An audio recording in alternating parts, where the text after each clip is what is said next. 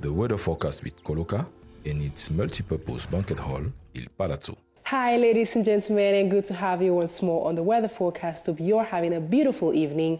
Between tonight and tomorrow morning, the weather will be calm in most parts of the country with temperatures as low as 9 degrees. We're talking about the far north region with the Adamawa, east and central regions having temperatures as low as 14 degrees. We'll also have as low as 12 degrees in the west region with the southwest and south regions having temperatures as low as 19 degrees. Next, we go over to the north region, where tonight there is no chance of precipitation in the entire region, and same thing by morning, with the least temperature expected at Gidere. Next, we go over to the littoral region, where tonight we have no chance of rainfall, and same thing by morning, with the least temperature expected at Kongsamba.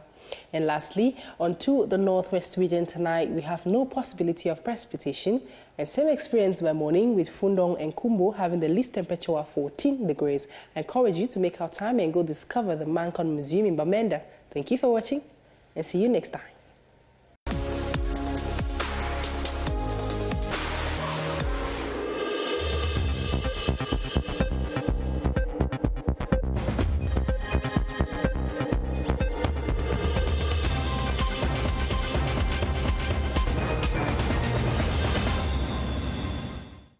Coming up tonight, Prime Minister Joseph John Gute visits AFCON infrastructure in Douala and says the Japoma Stadium is one of an indication the government is determined to keep football at its best in Africa.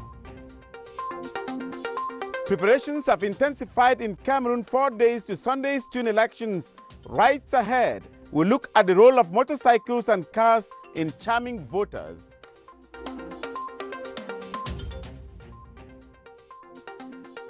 And the rehabilitation of the container yard at the Douala Seaport is said to be a major challenge to keep the facility competitive. The details now. Thanks for watching the 7:30 news on CRTV. I am Moki Edwin Kinzaka in Yaoundé. Prime Minister Joseph John Gute says the excellent state of the recently constructed Japoma Stadium, which he underlines is one of the best in Africa and is a living testimony of government's intention to maintain Cameroon as a top football nation. The PM, who had an inspection tour of the facility to host the 2020 African Nations Championship and the 2021 AFCON in the nation's economic capital, appreciated construction companies for sustained efforts to respect deadlines. Sisako Tamko reports. As Cameroon prepares to host the 6th edition of the African Nations Championship in 2 months from now, and the African Nations Cup in a year's time, government is concerned with the readiness of the country in meeting its commitment. Prime Minister John Gute's inspection tour to the sports infrastructure at the instruction of the head of state bears testimony of the determination not only in respecting the deadline set aside by the Confederation of African Football, but also to deliver world-class sporting infrastructure. In the company of Sports and Physical Education Minister Nesses Muele Kombi, some members of government and Governor Ivaha Dibois, the first stop took the party to the Japoma Stadium in the outskirts of Douala, where work is completed, but for the little finishing touches, including the gutters, flowerbeds, and general cleaning. The ultra-modern edifice with its supporting neighboring structures can boast of high-standard VIP lodge, vestries, conference halls, media center, access roads completed, and the turf ready for kickoff. Funded to the tune of $143 million, the stadium was designed by a British firm and constructed by a Turkish company. It has a capacity of 50,000 seats and is the second largest stadium for the competitions after Olembe. The next stop are the rehabilitated Reunification Stadium at Bepanda, the fourth largest stadium with a capacity of 39,000 seats, also with finishing touches, the pavement and direction signals. Inspection ended at the Mbapelepe training field at Aqua, which also is receiving a facelift. The Prime Minister appealed on the general mobilization of all and sundry to quicken the pace so that the sports events are conducted under the best possible conditions that will leave behind a tremendous legacy for the country. The city of Douala has been transformed into a huge construction site since Cameroon started preparations to host the African Nations Championship and the African Cup of Nations. The construction and renovation of roads, stadia, hotels and hospitals are permanent activities the population of Douala has learned to live with. What actually are the social spin-offs of these projects this far? Veronica Benyala reports from Douala. Hosting a large-scale sporting event comes with years of planning and investment to ensure that necessary infrastructural work is done. This is the case of Cameroon, which has finally reached the infrastructural winning point to host the CHAN and AFCON games in 2020 and 2021, respectively. Hosting major sports events often help to increase the positive profile of the host nation. I'm seeing the work is very well.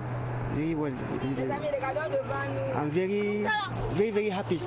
Yes, because work is progress. This road and they start just change our life here to just make a development of our quarter, and maybe in some time like even next year or this quarter will be a big quarter. The constructions are investments that have inevitably left a legacy of improved sporting venues and the creation of local jobs. I'm selling food and I'm also selling here in this bar, yes.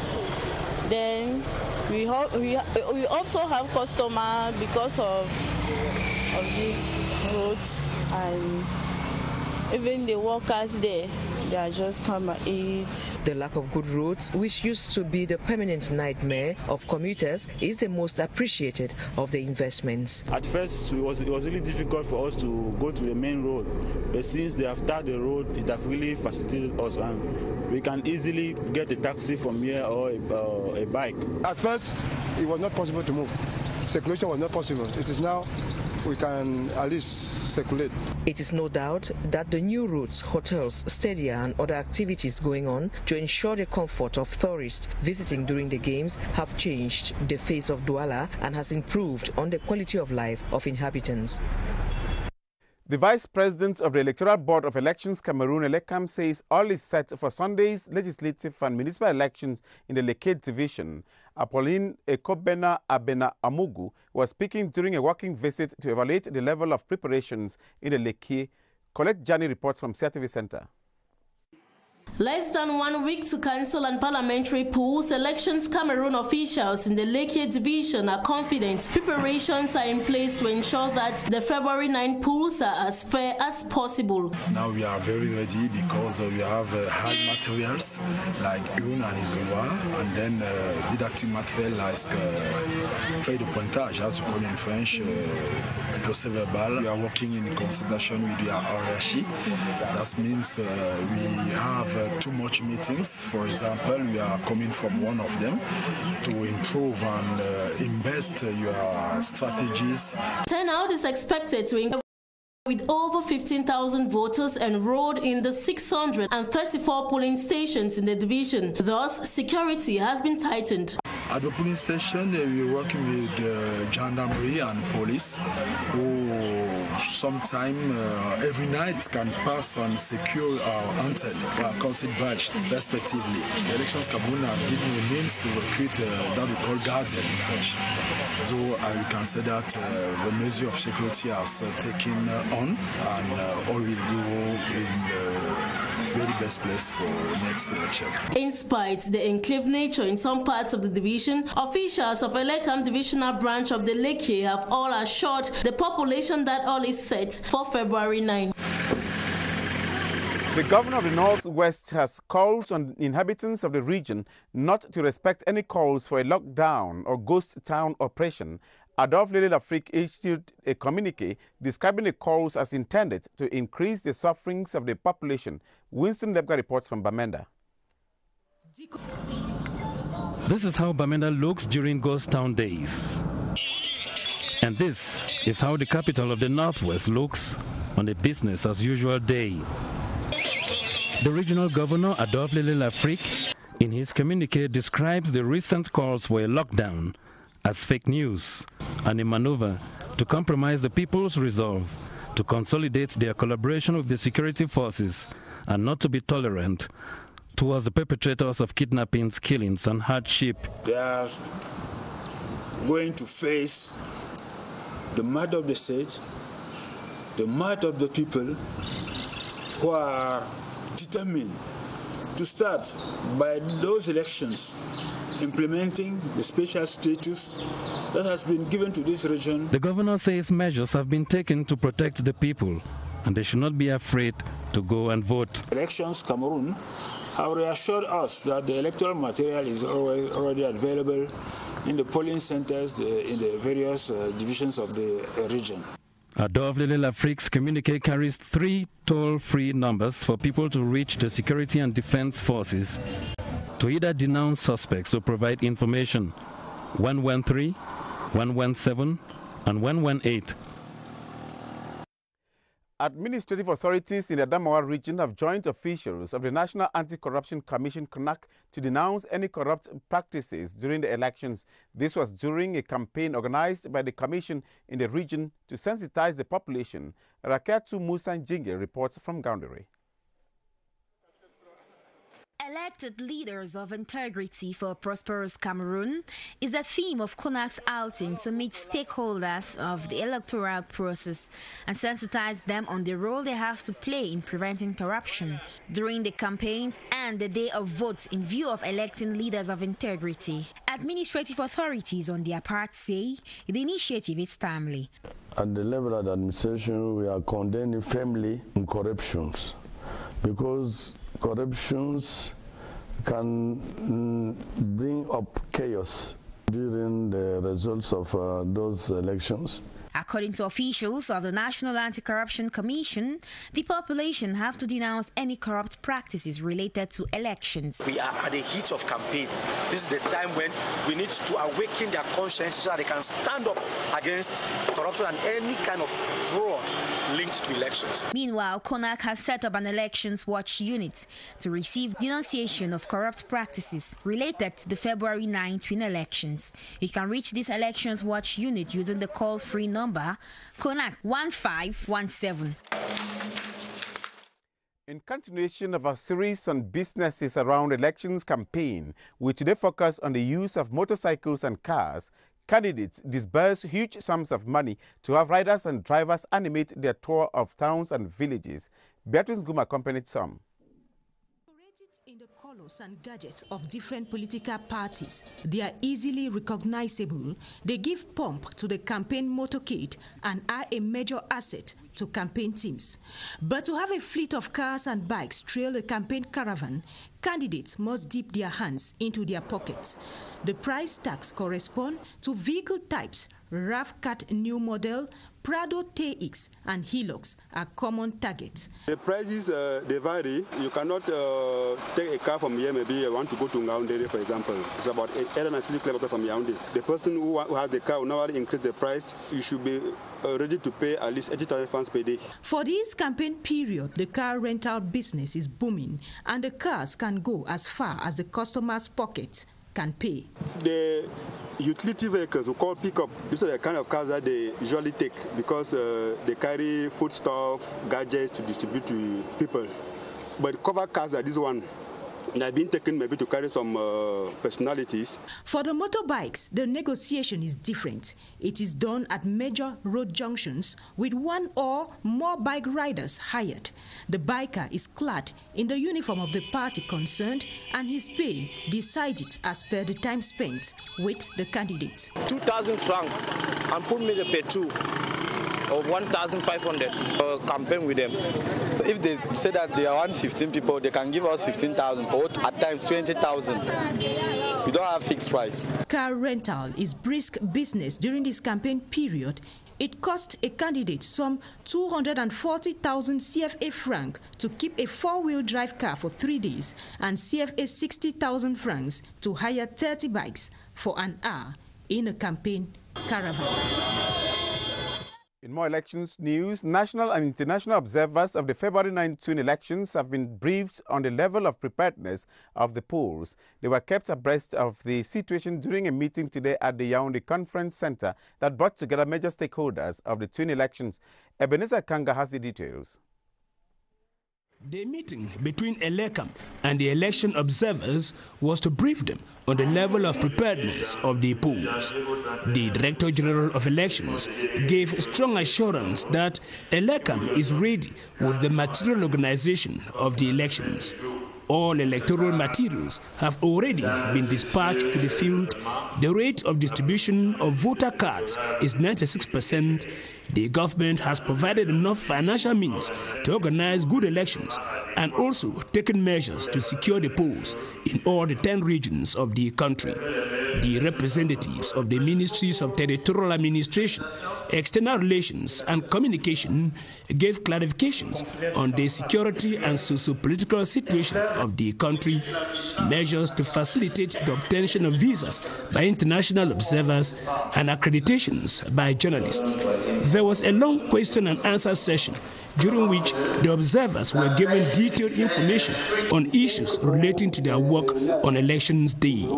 Closing the meeting, the Director General of Elections appealed to all the election stakeholders to play their roles with honesty on Sunday so that the elections should be transparent. Forces of law and order in the southwest region have uncovered 10 bags of marijuana in a public vehicle. It is suspected that the marijuana is used by criminals and separatist fighters. Tanjong Levis Agbo reports that 2 suspects who were arrested during the operation are helping the forces in their investigations. It was along the Tiko Douala road that about 130 kilograms of marijuana tightly packed in 10 bags of maize and gari in a commercial vehicle heading to the southwest region was discovered by the forces of law and order. I want to tell you that they stopped the vehicle to Msilili. Now they proceed for the verification, identification, and we saw that these people have some suspect things in the motor. Then we just catch them and bring them in the area. The driver and the trafficker, who are so far the main suspects of the operation, have denied all accusations and are pointing fingers to one Mrs. Ngum in Limbe. Reach for road. Just ask me to wait a caram. I said, you see the back that they wait Gary. A caram, they collect all passengers from motor ID cards. And after I collect all passenger motor ID card, they say, who's the man will get the conde? I present to them passenger. I don't ever know the man before. I know the passenger will not enter my motor every day. The forces of law and order have given an assurance that investigations will continue to track down anyone in connection to this act of drug trafficking, which is a threat to the society. It is 15 minutes to 8 o'clock in Yaoundé and you're watching the 7:30 news on CRTV. Thank you. Students from some secondary schools in the nation's capital have had a practical exchange session with the officials of the Ministry of Secondary Education on the use of the 2 official languages. The exercise, which took place today at the ministry in Yaoundé, falls within the framework of activities to mark the Bilingualism Day on Friday. Ryan Atusali watched the language drills and now reports. Quels conseils pouvez-vous nous donner pour sensibiliser nos camarades dans nos différents établissements? Il faut entendre, comme ça, tu peux dire que tu connais le mot. And this is how the weekly Bilingualism Day kicked off in the Ministry of Secondary Education, with officials put to the test on their mastery of the English and French languages. What do you do to encourage bilingualism in your family? Me, I learn in the French subsystem. 2 of my junior sisters went to English-speaking subsystem. These students left their classrooms to dish out lessons on the importance of bilingualism. From one office to the other, they exchanged with officials in their second language. We ask questions like, what do they understand by bilingualism? What bilingualism is all about? How do they practice bilingualism? And what do they do in order to make other people be bilingual too? An exercise that paid off at the end of the day. We discovered that all of them were bilingual and they were able to speak English fluently. The students have gone back satisfied but promised to do more to promote the use of Cameroon's 2 official languages. Some youth who have benefited from government assistance have been given the opportunity to present their projects of entrepreneurship at a youth village. This initiative of the Ministry of Youth Affairs and Civic Education is to encourage the youth to be independent. Here is a portrait of Takundu Moïse, a student from the Institut Supérieur d'études scientifiques, technologie et managériales at Nkwabang, who has received government support and is now an entrepreneur. Alice May met him. 6-year-old Takundu Moïse is a holder of a BTS certificate in Industrial Communication and Automation at the Higher Institute of Sciences and Technology Management, situated at Nkwabang in Yaoundé. He began his research in drone production in 2017. It is a personal inspiration. I got my inspiration from my personal initiative to construct drones that could help in agricultural production, and I presented my idea to my teacher, who encouraged me to start carrying out my research. After several attempts, Takundu Moïse finally got a successful production of his project. He succeeded to pursue his research by producing an helicopter drone. I have tried 4 times to build a drone, but it was not successful. But in 2017, I succeeded in making the first drone, constructed from apparatus like microcontroller, aluminium waste, products like plastics and bottles. With the help of the government through the Ministry of Youth Affairs and Civic Education, Takundu Moïse is self-employed. We have drones such as professional drones that functions with SD cards, GPS cards that controls the movement of the drones. We also produce remote controls and cogs to beautify the drones. He works in collaboration with friends like Yama Haisin, who produces cogs for the drones. We thank the Minister of Youth Affairs and Civic Education and the government of Cameroon, who have sponsored our project, and we can earn a living as entrepreneurs today. As the last child from a family of 4, Takundu is full of potentials and sees life prosperous for those who burn their midnight oil.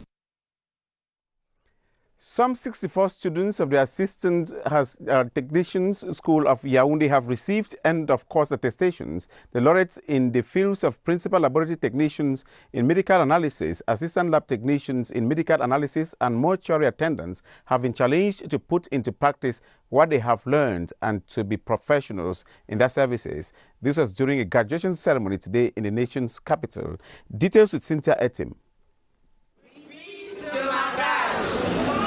They have taken the commitment to save lives and render quality health care to Cameroonians. This after 3 years of trainings in the field of Principal Lab Technicians in Medical Analysis and 1 year each of training in the fields of Mortuary Attendant and Assistant Lab Technician in Medical Analysis. These 64 laureates of the 5th, 7th and 18th batch of the Assistant Lab Technician School of Yaoundé are ready to defend their profession. To continue the project of analysis in the world.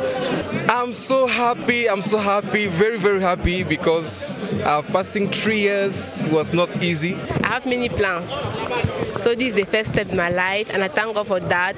I like to help people, and I hope I will do it, and I will do it better. With the numerous challenges facing the health domain, the laureates were urged to serve with honesty and contribute to the development of the health sector of the country. They have to show their competence that they learn in school. They have to keep the professional secrets, and it has to be taken in place also. The director of the institution has told them they have graduated, no doubt, but a new page opens, that of saving lives. In continuation of a series of reports today, the rehabilitation of the container yard at the Douala Seaport is the major challenge of the container terminal management to keep the facility competitive and investment-friendly. Senior officials of the container terminal management say that for the facility to stay in business, there must be an infrastructural overhaul. Clarice Aretakan reports that such infrastructural overhaul will be the focus of action and projects in the coming months. An infrastructural overhaul. This is the main mission the container terminal management is out to execute in order to strengthen achievements and take performance to another level. Obsolete equipment, a yard in need of attention, and human resources to handle appropriately, the objectives are well defined. we're going to do some repairs to make that our equipment be able not to run without any problem. So we're going to bring in technicians to come and overhaul our equipment. We're going to repair all the infrastructure so that fluidity be perfectly correct in the yard. In 1 month of functioning, the terminal has generated $4 billion plus in revenue. Statistics which stakeholders say, though encouraging, can be improved if all the right tools are in place. Port authorities believe much can be achieved in terms of efficiency if all manner of resources are made available. By training our workers continuously, we will reach a level where we achieve another level of productivity. All the activities are ongoing. Activities are delivery, truck receival, vessel discharge, vessel loading, custom visit operation, rail operation. All these activities are ongoing. While users of the container terminal have stayed put, there remains the material, financial and human cost of maintaining operations to consider. For the management team, therefore, the work has only just begun. The Special Representative of the Secretary General of the United Nations to West and Central Africa, Mohamed Ibn Chambers, and Francois Lorenzi Faure have hailed Cameroon's role in bringing stability to the Gulf of Guinea. This was during an audience today in the nation's political capital with the Minister Delegate to the Minister of External Relations in charge of the Commonwealth, Felix Mbayu. Charles Ebune tells us more. They are the special representatives of the Secretary General of the United Nations to Central Africa and West Africa. They are Francois Faure and Mohamed Ibn Chambers. They come to the Ministry of External Relations, granted audience by Minister Felix Mbayu of Commonwealth. Gulf of Guinea, a zone that expands at least 6,000 kilometers from Angola all the way to Senegal. With all these resources, the blue economy is another opportunity. The subject of discussion is the Gulf of Guinea, a Gulf of Guinea in which Cameroon hosted West and Central African leaders a few years ago to determine its strategic value. We want once again to underscore our appreciation to Mr. President, his government, the people of Cameroon, for hosting the ICC and for providing all the facilities to make it operational. With Minister Felix Mbayu, they discuss how to roll back piracy on the Gulf of Guinea. We shall continue to see what the UN can do, along with other international partners. The two special representatives of the Secretary General of the United Nations to West and Central Africa and Cameroon few days to the country's legislative and local elections. And let's move over to Betwa now, where information getting to our newsroom just now indicates that an accident involving a car transporting electoral material has just occurred in that part of the country, or occurred late this afternoon in that part of the country. Our reporter Tala LT is on the line to Betwa. Shock and disbelief in the faces of these soldiers who have just seen two of theirs perish in the line of duty. Corporals Wumela and Wayang Theodore died in a car accident while heading to the Upper Nyong division to secure polling stations on February 9, 2020. This tragedy, which occurred in Kaigama, some 15 kilometers from Betwa, eyewitnesses say was caused by a poor maneuver from this truck transporting cows. Immediately the sad scenario occurred, the population were the first to arrive at the scene to comfort the wounded and mourn the fallen soldiers. We received each victim this morning. 4 have received first aid and are doing fine. 4 others are still lined with minor injury. We can see that they will be fine. The commander of the 12th Infantry Motorized Brigade, Brigadier General Numa Joseph, after a visit to the accident site, proceeded to comfort the wounded on behalf of his hierarchy. Mindful of the important role the military plays in the protection of Cameroonians and their property, the rest of the convoy proceeded with the mission. You must have got the correction there. That accident involved some forces of law and order who were deployed to the Betwa. to safeguard the voting, and we shall be coming back with details in subsequent editions of our newscast.